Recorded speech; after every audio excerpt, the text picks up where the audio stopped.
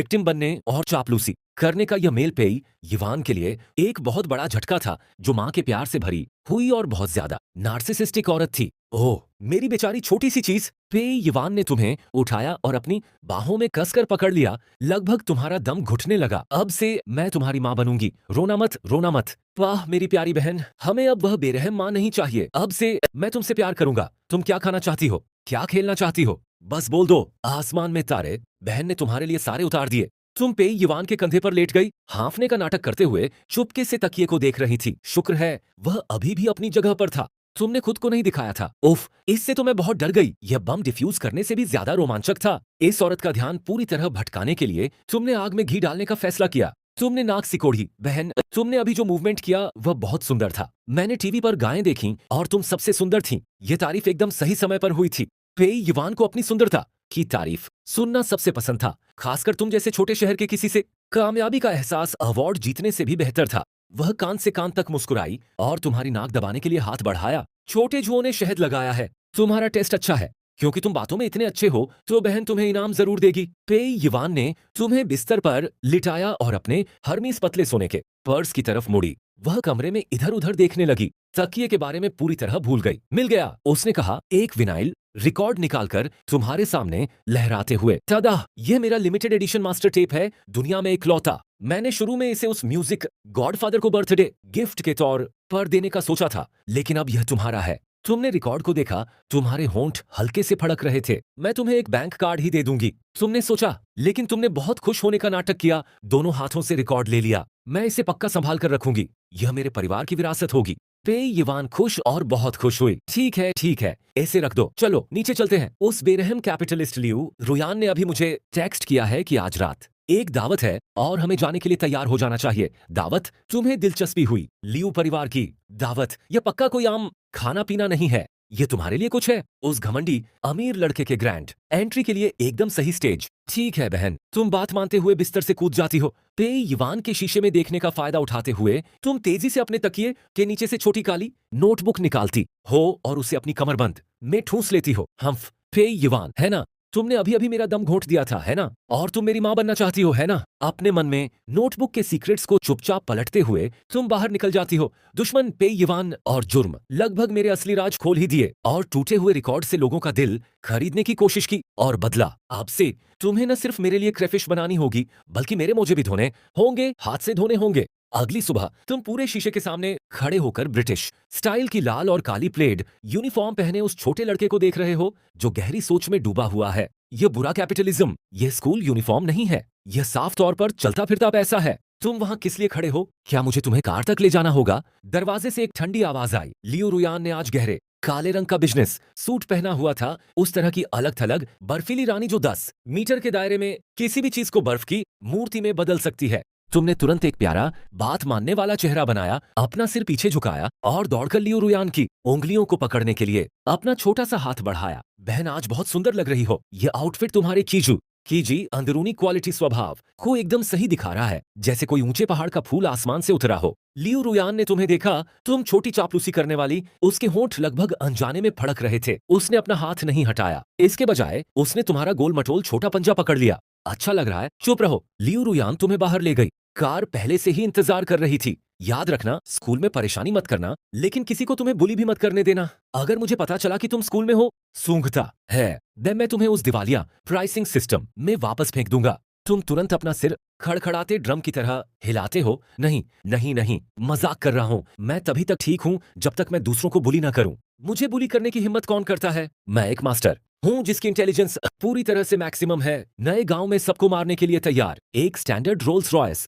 Phantom दरवाजे पर खड़ी है। ओल्ड चेन ने पहले ही इज्जत से दरवाजा खोल दिया है। आप पीछे की सीट पर चढ़ते हैं और बड़े कमरे में एक आरामदायक जगह पाते हैं। लियू रुयान आपके सामने बैठी हैं। उनके हाथ में एक ताजा बनी अमेरिकनो है। उनकी नजरें अपनी गोद में रखे डॉक्यूमेंट्स पर टिकी हैं। वह आपकी तरफ देख भी नहीं रही हैं। आपकी नजरें इधर उधर घूमती हैं और आप घुटन भरी खामोशी तोड़ने का फैसला करते हैं। वह बहन, मैंने सुना है कि सेंट एलिस्टन एकेडमी बहुत अमीर बच्चों से भरी है। क्या होगा अगर मैं उनके साथ घुल मिल न पाई? लियू रुयान डॉक्यूमेंट का एक पन्ना पलटती है। बिना ऊपर देखे ही उन्होंने कहा, तो उन्हें अपने साथ खेलने दो। जिन्हाई में ऐसा कोई सर्कल नहीं है जिसे लियो परिवार संभाल न सके। इतना रौबदार, क्या यह एक टॉप ग्रुप का कॉन्फिडेंस है? मुझे यह बहुत पसंद है। हालांकि अगले ही पल लियो रुयान का लहजा अचानक बदल गया। उन्होंने आखिरकार ऊपर देखा, लेकिन वे ठंडी तीखी आंखें सीधे आपको घूर रही थीं। तुम्हें उन बेकार बच्चों में से एक बनने से रोकने के लिए जो सिर्फ अपने माता पिता के कनेक्शन पर भरोसा करना जानते हैं, उसने कहा। मैंने पहले ही प्रिंसिपल से बात कर ली है। तुम्हारी फाइल में तुम्हारा गार्जियन यिलांटियन लियू ग्रुप का दूर का रिश्तेदार है। इसका मतलब है स्कूल में किसी को नहीं पता कि तुम लियू फैमिली विला से आई हो, और किसी को नहीं पता कि मैं तुम्हारी बहन हूँ। तुम बस एक ड्रग एडिक्ट हो। हाँ, मुझे पता था। यह औरत इतनी दयालु कैसे हो सकती है? क्या एक विश फुलफिलमेंट नॉवेल में मेल प्रोटोगोनिस्ट को शुरू से ही अपनी पहचान नहीं बतानी चाहिए और फिर लोगों को थप्पड़ नहीं मारना चाहिए? तुमने मेरा आधा चीट कोड अभी बंद क्यों किया? तुम्हारी मुस्कान जम गई। उसके होंठ बेकाबू होकर फड़क रहे थे। बहन, क्या ये थोड़ा ज्यादा लोकी नहीं है? क्या होगा अगर वे अमीर बच्चे मुझे नीची नजर से देखेंगे? क्या होगा अगर वे मुझे अकेला कर देंगे? लियू रुयान ने अपना कॉफी कप नीचे रखा, थोड़ा आगे झुकी। उसने अपनी पतली इंडेक्स फिंगर आगे बढ़ाई और धीरे से तुम्हारी ठुड्डी ऊपर उठाई। इससे साबित होता है कि तुम बेकार हो। लियू परिवार कचरा नहीं पालता। अगर तुम नासमझ बच्चों के झुंड को भी नहीं संभाल सकते, तो सोने की इस गलाकाट दुनिया में कैसे जिंदा रहोगे? याद रखना, सच्ची ताकत के लिए लोगों को घुटने टेकने के लिए लियू रुयान नाम की जरूरत नहीं होती। उसने अपना हाथ वापस खींच लिया और पीछे झुक गई। वे आ गए। कार की खिड़की के बाहर एक यूरोपियन महल जैसा शानदार कॉम्प्लेक्स धीरे धीरे दिखाई देने लगा। बड़ा सोने का पानी चढ़ा स्कूल का नाम एलिस्टन धूप में चमक रहा था। एंट्रेंस पर कई लिमिटेड एडिशन लग्जरी कारें खड़ी थीं। इसकी तुलना में वे तथाकथित एलीट स्कूल जो तुमने अपनी पिछली जिंदगी में देखे थे, असल में झुग्गी झोपड़ियां थीं। एक रोल्स रॉयस धीरे धीरे स्कूल के गेट पर आकर रुकी। प्रिंसिपल, जो कुछ समय से इंतजार कर रहे थे, डीन के एक ग्रुप को आगे बढ़ा रहे थे, जो पास आते ही झुक रहे थे और हाथ हिला रहे थे। Mister Liu, welcome welcome. क्या शानदार नजारा था। प्रिंसिपल के बाल झड़ रहे थे और चेहरे पर झुर्रियां पड़ गई थीं। कार की खिड़की धीरे धीरे नीचे हो गई। लियू रुयान बाहर नहीं निकली। उसने बस प्रिंसिपल को एक तरफ से देखा। मैं उस आदमी को ले आई हूं, जैसा मैंने कहा वैसा करो। उसकी आंखों में उम्मीद की एक अजीब मुश्किल से दिखने वाली झलक दिखी। जाओ, मुझे शर्मिंदा मत करो। तुमने वह भारी छोटा बैग अपने कंधे पर लटकाया, एक गहरी सांस ली, कार का दरवाजा खोला और बाहर कूद गई। ठीक है, यह एक ड्रग एडिक्ट है। क्योंकि तुम यह अंडरकवर गेम खेलना चाहती हो, तो मैं भी साथ खेलूंगा। कार के दरवाजे के पास खड़े होकर बेवकूफ बनना एक प्रोफेशनल स्किल है। उसने लियू रुयान को हाथ हिलाया। उसके चेहरे पर एक भोली सी मुस्कान थी। अलविदा बहन, मैं स्कूल जा रहा। मुस्कान तुरंत गायब हो गई। उसकी जगह एक ठंडी बेपरवाही ने ले ली जो चिल्ला रही थी, मैं सच में बहुत नाराज हूँ। आप मुड़े, प्रिंसिपल को देखा जो अभी भी अपना पसीना पोंछ रहे थे। अंकल प्रिंसिपल, मुझे किस क्लास में जाना चाहिए? प्रिंसिपल रुके। उन्हें मिस्टर लियू के एक दूर के रिश्तेदार को दिए गए निर्देश याद आ गए, जो एक ड्रग एडिक्ट था। पोलाइट होने की जरूरत नहीं है। उनकी मुस्कान तुरंत गायब हो गई और एक बिजनेस वाली मुस्कान आ गई। ओह, एक स्टूडेंट जिसके नोट्स आप ले रहे हैं, है ना? First grade class 1। खुद अंदर जाओ। यह कहकर वह मुड़े और बिना पीछे देखे चले गए। प्रिंसिपल अपने हाथ पीठ पीछे करके खड़े थे। उन्हें गाइड करने वाला भी कोई नहीं था। उनके चेहरे का यह बदलाव टाइम ट्रैवल से भी तेज था। आपने अपने होंठ भींच लिए, अपना बैकपैक कंधे पर लटका लिया। बहुत अच्छा, पहला सबक सीख लिया। प्रिंसिपल हैं, यहीं रुको। First grade class 1। आप दरवाजे पर खड़े थे, अंदर भी नहीं गए थे, लेकिन अंदर से एक हलचल भरी मार्केट जैसी आवाज सुन रहे थे। ये छोटे बच्चे चांदी के चम्मच मुंह में लेकर पैदा हुए हैं। रोज की एक मशहूर एक्टिविटी, सोशल मीडिया पर होशियारी और दिखावे की लड़ाई चल रही थी। तुमने दरवाजे पर आंखें घुमाई। बचकाना, नासमझ बच्चों का झुंड वर्साइल लिटरेचर लेकर यहाँ आए हो। तुम्हें देखो कितने काबिल हो। केकड़े पकड़ने का सामान खरीद रहे हो, बंदर पकड़ने के लिए रॉकेट क्यों नहीं खरीदते? तुम अंदर गए। दरवाजा खोलते ही पहले शोर मचाने वाली क्लासरूम में तुरंत सन्नाटा छा गया। दर्जनों आंखें उस अनजान घुसपैठिए को घूर रही थीं। प्लेटफॉर्म पर बिजनेस सूट पहने शानदार फिगर वाली एक जवान महिला टीचर ऑन ऑर्डर बनाए रखने की तैयारी कर रही थी। तुम्हें देखकर उसकी आंखें चमक उठीं। कितना सुंदर बच्चा है। वो फीचर्स, वो स्किन, ये तो बेटे के होने का एकदम सही एडवर्टाइजमेंट है। क्या तुम नए स्टूडेंट हो जीबा? टीचर मुस्कुराई और हाथ हिलाया। उसकी आवाज बहुत मीठी थी। चलो प्लेटफॉर्म पर आओ और अपना इंट्रोडक्शन दो। तुम बात मानते हुए पोडियम पर गए, अपना बैग अपने पैरों के पास रखा और नीचे अमीर और ताकतवर बच्चों के ग्रुप पर नजर डाली। क्योंकि लियू रुयान ने तुम्हें एक गरीब रिश्तेदार की पहचान दी थी, इसलिए तुम्हें आखिर तक उसी पर टिके रहना था। और इससे इन लोगों को अपने पैरों तले रौंदना और भी अच्छा लगता, सिर्फ नीचे खड़े होकर, है ना? तुमने अपना गला साफ किया, एक डरी हुई मुस्कान दी और नरम कोमल आवाज में कहा, हेलो सब लोग, मेरा नाम जीबा है। मैं एक ड्रग रिहेबिलिटेशन स्टूडेंट हूँ। प्लीज अब से मेरा ध्यान रखना। जैसे ही तुमने बोलना खत्म किया, ऑडियंस में अफरा तफरी मच गई। एक ड्रग रिहेबिलिटेशन स्टूडेंट, सिर्फ गरीब लोग ही ड्रग रिहेबिलिटेशन स्टूडेंट बनते हैं। अरे इसके जूते देखो, उन पर तो लोगो भी नहीं है। वे जरूर किसी गली के स्टॉल से खरीदे गए होंगे। हे भगवान, ऐसा कोई हमारी क्लास में कैसे आ गया? पहली लाइन के बीच में बैठा एक मोटा लड़का सबसे जोर से चिल्लाया। वह खड़ा हुआ, तुम्हारी तरफ इशारा किया और हंसा। हंसी। अरे नए लड़के, क्या तुम गलत स्कूल में आ गए? यह एक मशहूर स्कूल है, कोई रिफ्यूजी कैंप नहीं। अगर तुम्हारे पास खाने के लिए पैसे नहीं हैं, तो मुझे बड़ा भाई कहना और मैं तुम्हें एक सॉसेज दूंगा। पूरी क्लास जोर से हंस पड़ी। फीमेल टीचर थोड़ी शर्मिंदा लग रही थी और उसे रोकने ही वाली थी, लेकिन फिर उसने देखा कि तुम गुस्से में नहीं हो, जरा भी डरे हुए नहीं हो।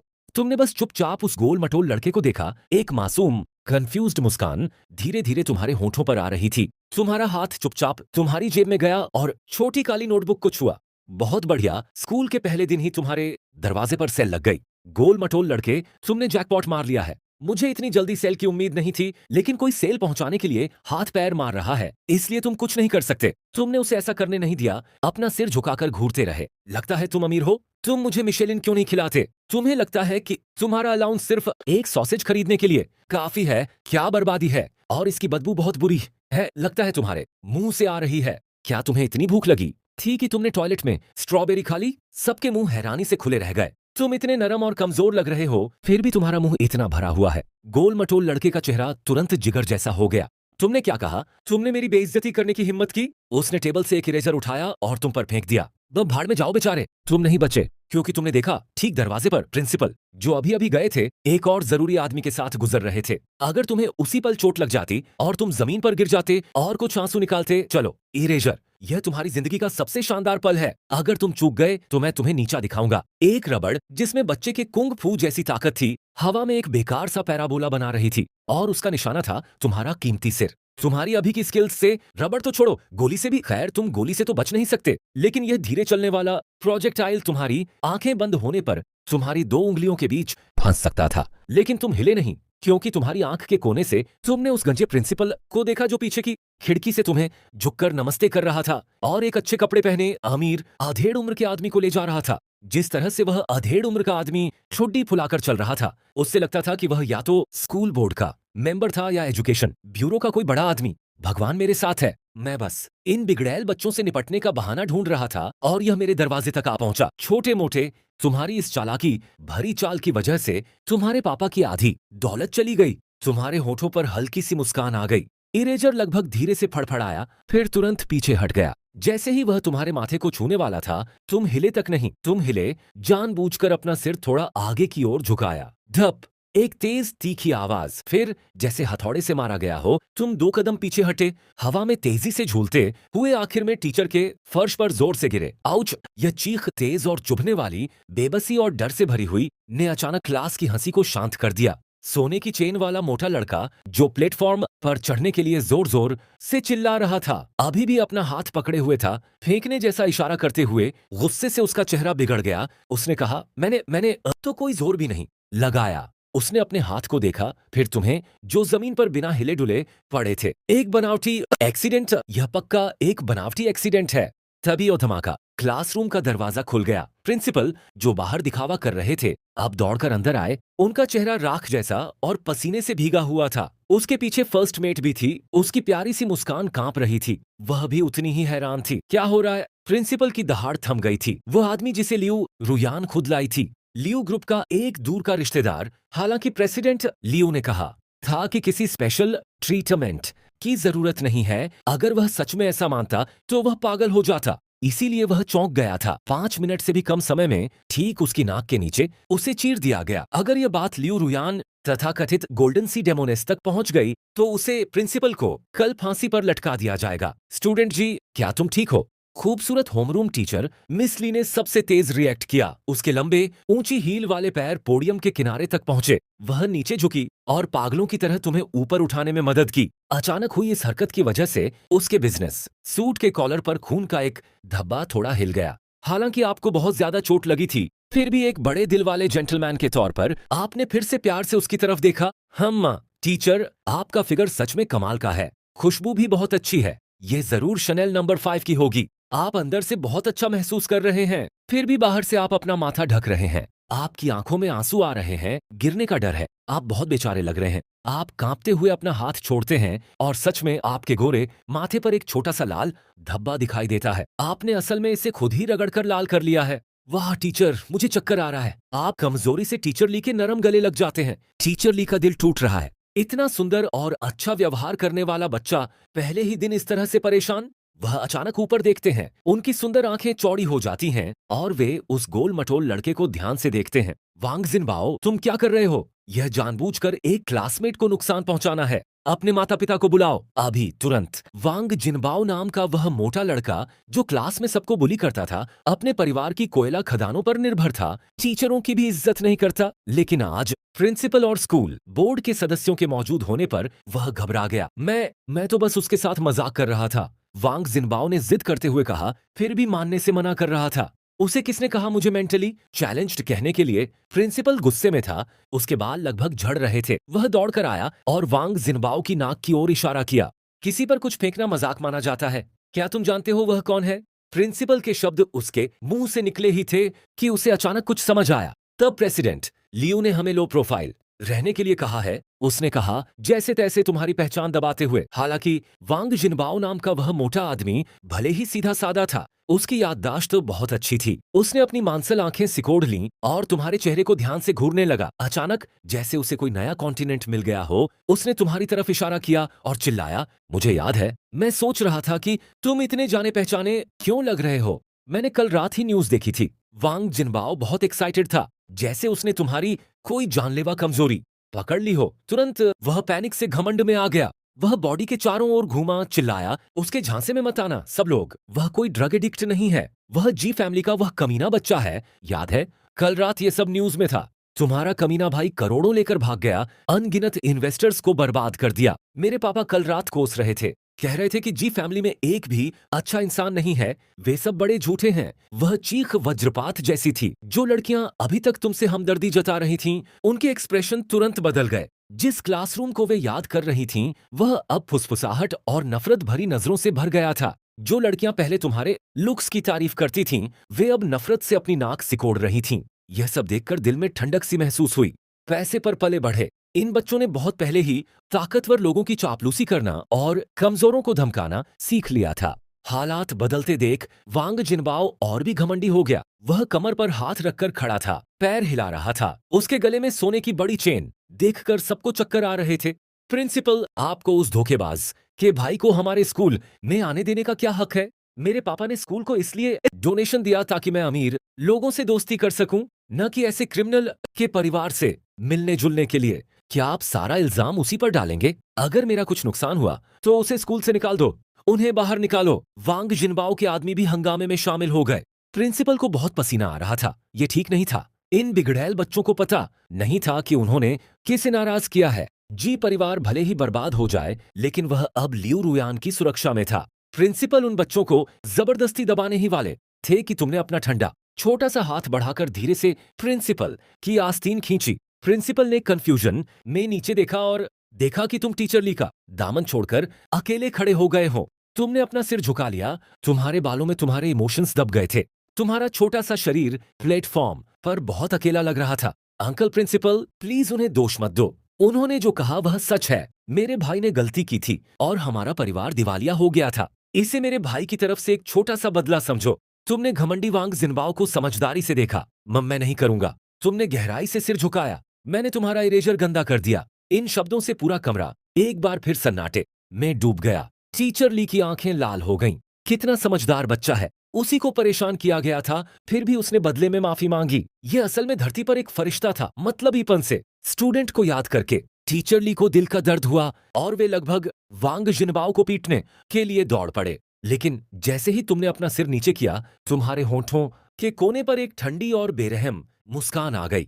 बहुत अच्छा, यह सब तुम्हारा ही किया धरा है। मैं लो प्रोफाइल रहना चाहता था, लेकिन क्योंकि तुमने यह दुखद सुंदर कहानी मुझ पर जबरदस्ती थोपी, तो मैं पोलाइट नहीं रहूंगा। तुम्हें जितना ऊपर उठाया जाएगा, तुम उतना ही जोर से गिरोगे। वांग जिनबाओ, है ना? तुम अमीर हो, है ना? तुमने चुपचाप अपनी जेब में हाथ डाला, छोटी काली नोटबुक को छुआ और कुशलता से पन्ना दिल की तरफ पलटा।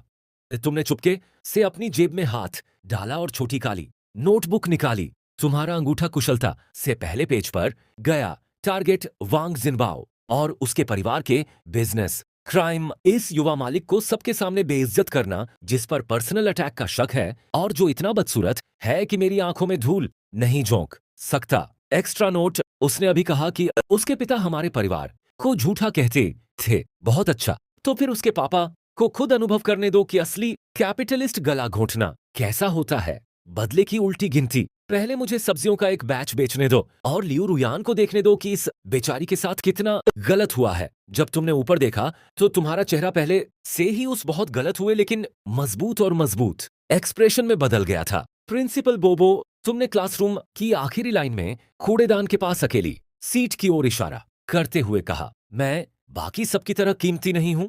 मुझे यहाँ की हवा खराब करने का डर है, मैं बस वहीं बैठ जाऊंगा। प्रिंसिपल ने कूड़ेदान के पास वाली सीट को देखा, फिर तुम्हारे समझदार लगने वाले चेहरे को, और उसे लगा कि उसकी रीढ़ में ठंडक दौड़ गई है। इस बच्चे का दिमाग, अगर मिस्टर लियू को पता होता कि उनके भाई को कूड़ेदान के पास बैठने के लिए मजबूर किया गया है, तो प्रिंसिपल मना करने ही वाले थे कि तुमने अपना बैकपैक कंधे पर टांग लिया था और चुपचाप कोने की ओर चल दिए थे। तुम्हारे कदम धीमे थे और तुम्हारी पीठ बहुत ज्यादा सूनी लग रही थी। जैसे ही तुम स्टूडेंट्स के पास से गुजरे, उन्होंने अपनी डेस्क एक तरफ कर ली जैसे किसी महामारी से बच रहे हों।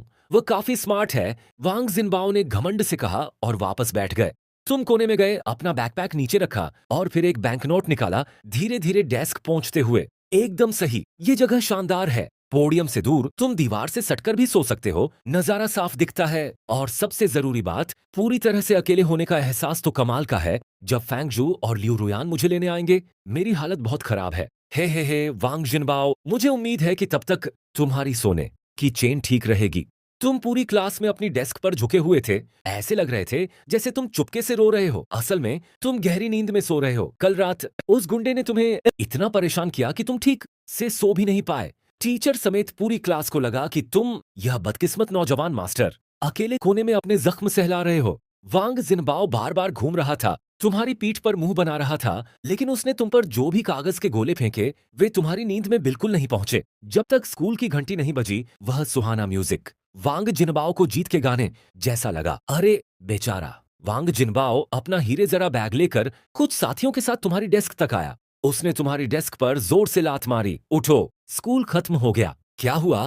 क्या कोई तुम्हें लेने नहीं आ रहा है? हाँ, तुम्हारा परिवार दिवालिया हो गया है। शायद अब तुम बस का किराया भी नहीं दे सकते। एल, कैसा रहेगा अगर मैं तुम पर दया करके अपने ड्राइवर से तुम्हें ओवरपास पर उतार दूं? आसपास के क्लासमेट जोर से हंस पड़े।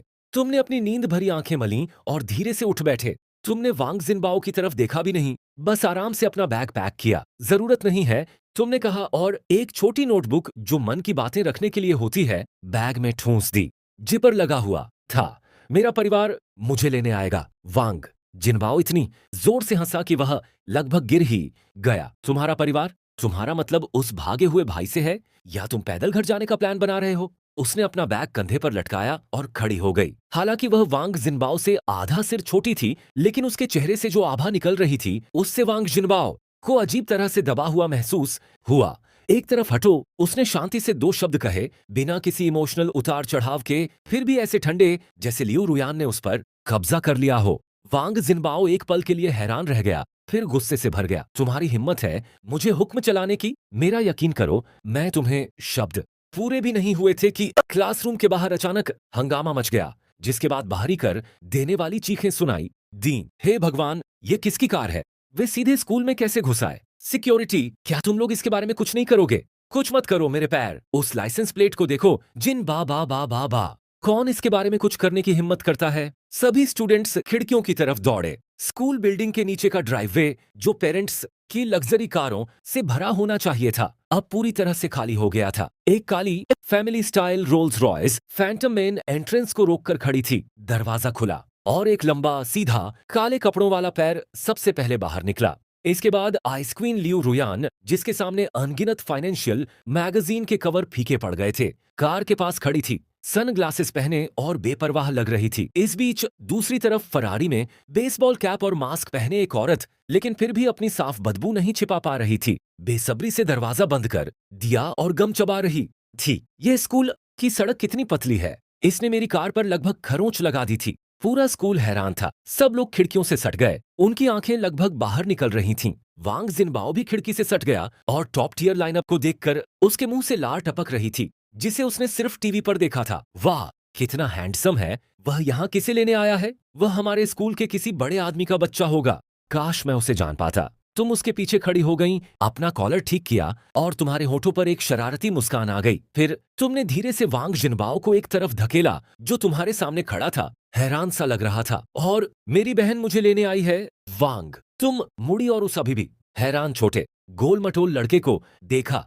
याद रखना, अपने पापा से कहना कि अच्छा खाएं। आखिरकार हो सकता है कि हम अब इतना भी न खा पाए। यह कहकर तुमने अपना छोटा सा बैग कंधे पर लटकाया और क्लासरूम से बाहर निकल गईं। पीछे सिर्फ पूरी तरह से ईमानदार वांग जिनबाओ रह गया। क्या उसने अभी क्या कहा? वह तुम्हारी बहन है। लियू रुयान तुम्हारी बहन है। अगर वह तुम्हारे साथ रात भी बिता ले तो भी वह तुम्हारी बहन ही है। वांग जिनबाओ का बैकपैक जमीन पर गिर गया। उसे अचानक लगा कि उसके पैर कमजोर हो गए हैं। यह सिर्फ स्टील प्लेट को लात मारना नहीं था, यह तो न्यूक्लियर मिसाइल साइलो को लात मारना था।